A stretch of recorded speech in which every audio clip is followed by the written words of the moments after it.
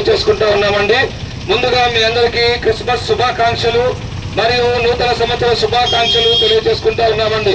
ఈ ఉదయకాల సమయమనే యేసు క్రీస్తు ప్రభుల వారు ఈ భూమి మీదకి జన్మించినటువంటి మాసములో మేమందరం కూడా సంతోషంగా పాటలు పాడుకుంటూ యేసు ప్రభు వారి యొక్క మంచి శుభవర్తమానమును మీ మధ్యకు మేము తీసుకొని వచ్చినాం. అయ్యా అమ్మా, మీరందరూ ఎక్కడున్నారో కొన్ని నిమిషాలు ఈ యొక్క యేసు క్రీస్తు ప్రభుల వారి జననము, యేసు క్రీస్తు ప్రభుల వారు ఈ లోకానికి వచ్చిన ఉద్దేశము మీరందరూ కూడా తెలుసుకోవాల్సిందిగా ప్రేమతో మిమ్మల్ని అందరినీ కూడా మేము ఆహ్వానిస్తా ఉన్నాం.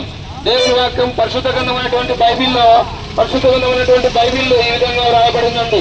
ఇదిగో ప్రజలందరికీ కలుగబోవు మహా సంతోషకరమైనటువంటి శుభవర్తమానము, నేడు దావీదు పట్టణమందు మీ కొరకు రక్షకుడు పుట్టి ఉన్నాడు అనే మాట దైవ గ్రంథమైనటువంటి బైబిల్లో రాయబడి ఉందండి.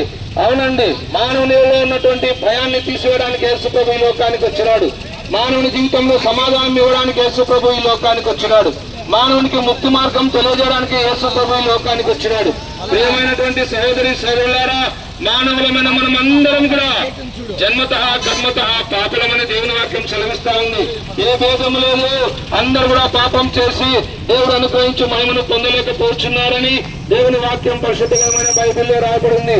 కనుక ఈ పాప జీవితాన్ని బట్టి మానవుడు సమాధానం లేక జీవిస్తా ఉన్నాడు, శాంతి లేక జీవిస్తా ఉన్నాడు. అంతేకాదండి, ఆత్మహత్యలు చేసుకుంటా ఉన్నాడు. దానికి కారణం ఏంటంటే మానవుల్లో ఉన్నటువంటి పాపం.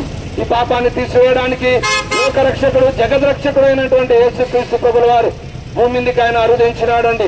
యేసనగా రక్షకుడు, ఆయన పరిశుద్ధాత్మ ద్వారా మరియ కన్యక గర్భమందు కుమారునిగా ఈ లోకంలో జన్మించినాడు. ఈ లోకంలో పవిత్రంగా జీవించినాడు, పాపం లేకుండా జీవించినాడు.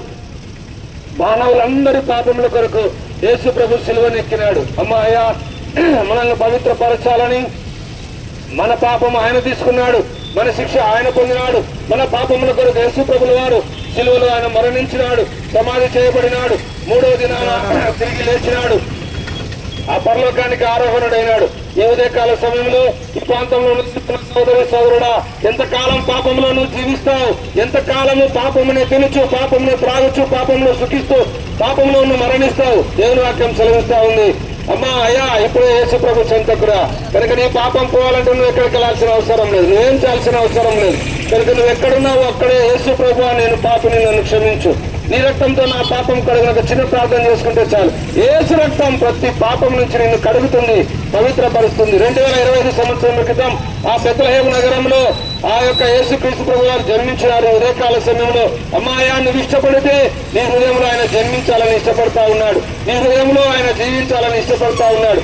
కనుక యేసు క్రీస్తు ప్రభుని సొంత రక్షకునిగా మీరు అంగీకరించి మీరు పాపం నుంచి విడుదల పొందాలని ప్రేమతో మిమ్మల్ని అందరినీ కూడా మేము ఆహ్వానిస్తా ఉన్నాం. ప్రభునేశ్వరుని విశ్వాసం ఉంచండి, అప్పుడు మీరు మీ ఇంటి వారిని గొప్ప ఆత్మరక్షణ, పాపక్షమాపణ, పరలోక రాజ్యం మీరు పొందగలరు. యేసు ప్రభు వారి గురించి మీకు ఇంకా తెలుసుకోవాలని ఆశ ఉంటే పొద్దుటూరు గాంధీ రోడ్డు విజయనగరంలో బేతనీయ ప్రార్థనా మందిరం ఉంది, మీరు అక్కడికి రావచ్చు, దేవుని వాక్యం వినొచ్చు. డిసెంబర్ 25వ తేదీన బేతనీయ ప్రార్థనా మందిరంలో ప్రత్యేకమైనటువంటి సందేశం ఇవ్వబడుతుంది. మిమ్మల్ని ప్రేమపూర్వకంగా ఆహ్వానిస్తా ఉన్నాం. రండి, దేవుని వాక్యం వినండి, దేవుడిచ్చే దీవెనలు పొందండి. మీ అందరి కొరకు మేము ఇప్పుడు ప్రార్థన చేస్తాం.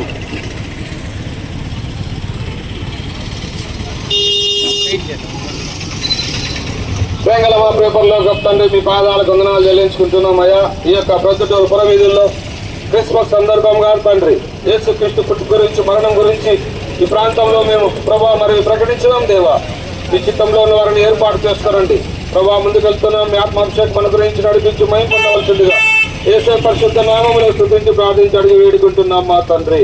ఆమేన్. We wish you all happy Christmas.